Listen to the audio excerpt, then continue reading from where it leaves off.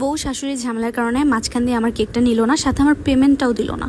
মানে আমি এই ভিডিওটা শেয়ার করতাম না, কিন্তু শেয়ার করতেছে একটাই কারণ ওই মহিলা আমার সাথে অনেক বাজেভাবে কথা বলছে, অনেক রুডলি কথা বলছে, আর অনেক মানে কি বলবো, এত কোনো ভদ্র মানুষ এরকমভাবে কথা বলতে পারে না। পলাশ সাহা রিসেন্টলি মারা গেল না, তার মা যেরকম না, আমার মনে হচ্ছে সেম শাশুড়ি ওই মহিলাটা। কারণ এই কেকটা একটা আপু অর্ডার করেন, তো গতকাল আপু অর্ডার করেন এক প্রকার বলা যায় এমার্জেন্সি কেক। তো গতকাল অর্ডার করার পর আপু আমাকে বলেন যে ওনার হাজব্যান্ডের জন্য কেক নিচ্ছে, আর আপু কিন্তু এর আগেও একবার আমাদের কাছ থেকে কেক নিচ্ছেন, তখনও কেক নিচ্ছিলেন ভাইয়ার জন্য, হয়তো বা তখন রিলেশন ছিল এরকম কিছু একটা, আর রিসেন্ট ওনাদের বিয়ে হয়েছে।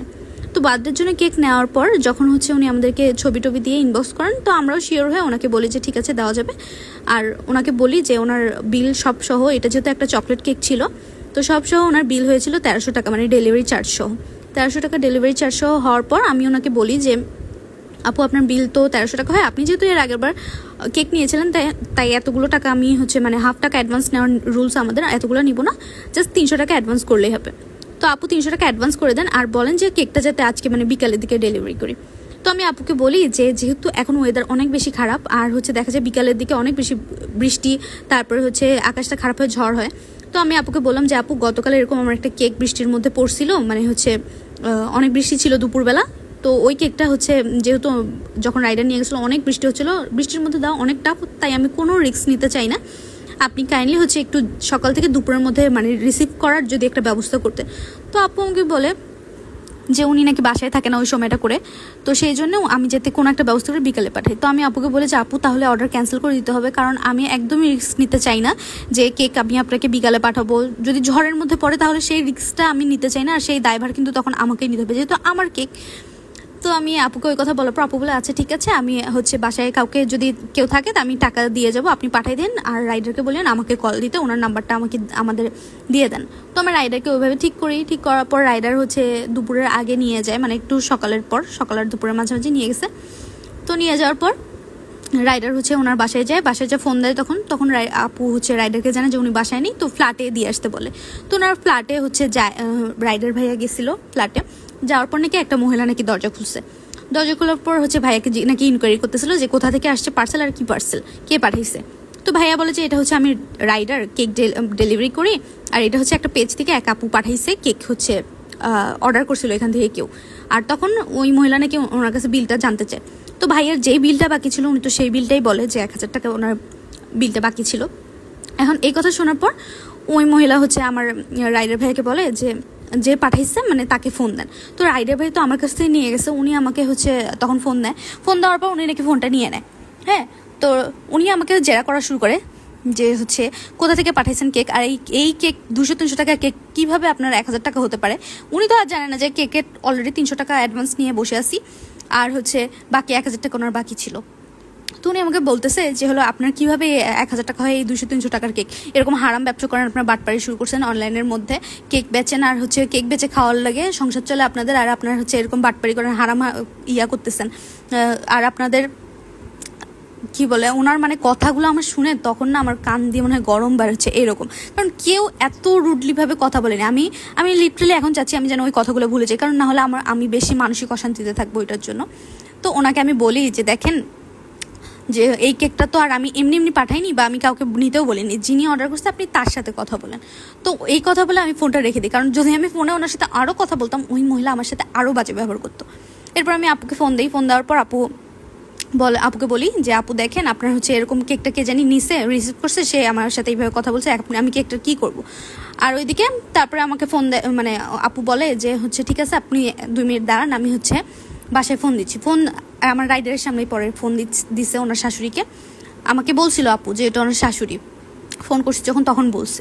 তো রাইডারের সামনেই নাকি কল দিছে, কল দিয়ে নাকি মানে যাচ্ছে তাই ভাষায় বলে কথা বলছে ছোট লোকের মেয়ে, ফকিনির বাচ্চা, তোরা টাকা চিনোস না, এরকম এত দাম দিয়ে তোরা তুই কেক কিনছিস, আমার ছেলের টাকাগুলো নষ্ট করতেছিস শয়তান, মানে অনেক খারাপ কথা বলছে নাকি ওই আপুটাকে।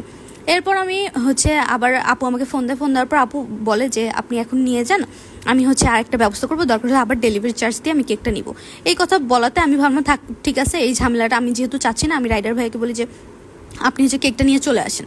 আর রাইডার ভাইয়াও আসলে ভয় পেয়ে গেছিলোর জন্য আমাকে তাড়াতাড়ি করে বলছে যে কী ব্যবস্থা করবো আপনি তাড়াতাড়ি আমাকে বলেন। এই কথা বলার পর রাইডার ভাইয়া যখন আমার কাছে চলে আসবে, অলমোস্ট কাছাকাছি চলে আসছে আমার, তখন হচ্ছে ইনি আমাকে ফোন দেয়, যিনি অর্ডার করছেন আসলে সে আপু আমাকে ফোন দেয়। ফোন দিয়ে বলেন যে হলো মেসেঞ্জারে যেতে। তো আমি মেসেঞ্জারে গেছি, মেসেঞ্জারে যাওয়ার পর দেখি অনেকগুলো মেসেজ দিছে উনি, বলতেছে যে হলো আপু দেখেন আমার শাশুড়ি আসলে এটা পছন্দ করেনি একদমই যে আমি কেক অর্ডার করছি, আর আপনাকে বলছিলাম আমি বিকালে পাঠাইতে, এই জন্যই বলছিলাম যে আপনি বিকালে পাঠাইলে আমি যদি কেকটা রিসিভ করে বাসার নিচে যেয়ে রিসিভ করতাম, উনি বুঝতো না আর জানতো না কত টাকা হচ্ছে এটার দাম। তো আমার তো এখানে দোষ নাই কোনো, তাই না? পরে ওনার মেসেজগুলো দেখে আমার এত রাগ লাগছে যে এখানে আমার দোষ কি? আপনি তো কিছু বলেননি এই সম্পর্কে যে আপনার শাশুড়ির সমস্যা আসতে বা এরকম কিছু। আর উনি আমাকে বলতেছে যদি আমার শাশুড়ি এগুলো নিয়ে অনেক ঝামেলা শুরু করে দিছে, আমার শাশুড়ি হচ্ছে এই ঝামেলাগুলো চলতে থাকলে আমার হাজব্যান্ড আমার উপর রাগারাগি করবে। এখন এটা তো আপনাদের সমস্যা টোটাল। এরপর আমি ওনাকে মেসেজ দিলাম যে দেখেন আপু এটা এখানে যেহেতু আমি কেকটা বানাই ফেলছি আর আপনি যেহেতু এর আগের বারও নিছেন, এই জন্য আমি আপনার ভালো মনে করে আপনার কাছে মাত্র 300 টাকা আমি অ্যাডভান্স নিলাম, যেখানে 50% অ্যাডভান্স নেওয়ার কথা। এখন আমাকে রাইডারকে ডেলিভারি চার্জে দিতে হবে 400 টাকা, কারণ সে আবার নিয়ে গিয়ে অপেক্ষা করে আবার নিয়ে আসছে আমার কাছে কেকটা। সেই যে আমি ওনাকে এতগুলো মেসেজ দিছি, উনি একটা মেসেজও সিন করেনি। এরপর হচ্ছে গিয়ে আমি রাইডার ভাইয়া তো নিয়ে আসছে আমার কাছে কেকটা, ওনার হচ্ছে বিল আমি ক্লিয়ার করে দিয়ে পরে ওনাকে ফোন দেওয়া শুরু করলাম কতবার। উনি ফোনও ধরে না, এখন পর্যন্ত উনি আমার কোনো ফোন ধরতেছে না। একটা যে মানুষের মিনিমাম সরি বা একটা যে থাকে না, মানুষ একটা তো হয়েছে মানুষকে একটা হ্যারাস করা, ওনার মধ্যে সেটা একটুও নেই।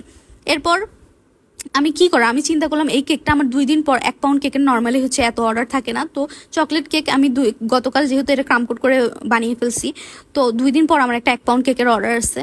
এখন এই কেকটা যদি আমি তাকে দেই তাহলে আমি তো টাকা দিয়ে বাসি কেক দিতে পারি না মানুষকে, যে টাকা দিয়ে নিবে তাকে আমি বাসি কেক কখনোই দিব না। আবার যদি তাও ভালো ভাগ্যিস যে এই যে বৃষ্টি আসার আগে রাইডার ভাইয়া আমার কাছে এই কেকটা নিয়ে আসছে, না হলে বৃষ্টির মধ্যে পরে এই কেকটা হয়তো বা নষ্ট হয়ে যেত, তখন দেখা যেত কাউকে খাওয়াইতে পারতাম না বা কেউ খেতে পারতো না, কেকটা আমার মানে পুরাটাই চলে যেত। এরপরে ভাইয়া নিয়ে আসার পর চিন্তা করলাম যে যেহেতু কেকটা আমি অলরেডি একটা কাস্টমাইজ কেক বানিয়েই ফেলছি, কি আর করার, এই কেকটা হচ্ছে আমি কেটে আমার হাজব্যান্ডের জন্য রেখে দিই, মানে সে তার যাতে অফিসে নিয়ে যেতে পারে। হ্যাঁ, তো আমি ওনাকে এতবার ফোন দিছি, এতবার মেসেজ দিছি, উনি কোনোটার কোনো রেসপন্স করেনি। এরপর আর কি করার, আমি আর মেসেজ দেওয়া ওনাকে বন্ধ করে দিছি। আর আপনাদের যাদের কেক নেওয়ার পর আপনাদের মনে হয় আপনার শাশুড়ি, ননদ, শ্বশুর, স্বামী কেউ পছন্দ করবে না, কেউ মানবে না, এগুলো আপনারা প্লিজ কেক নেওয়ার আগে চিন্তা করবেন। আপনি অনলাইনে কেক নেন আর জামা কাপড় নেন, যেটাই করেন না কেন, আপনাদের শাশুড়ি, স্বামী, ননদ, শ্বশুর কি হয়েছে এগুলো কিন্তু আমাদের দেখার বিষয় না একদমই। আপনাদের ঝামেলা হইতে পারে, আপনারা যখন দেখেন যে এরকম ঝামেলা করে মানুষজন, তাহলে আপনাদের উচিত যে কেয়ারফুলি কোনো কিছু পারচেস করা, তাই না? মানে ওনার জন্য আমি মাঝখান দিয়ে আমার মানসিকভাবে এত টর্চার হয়েছে, মেন্টালি আমার মনটা চাচ্ছিল যে আমি ওই মহিলার নামে মানহানির মামলা করে দিই। এত অসভ্য একটা মহিলা।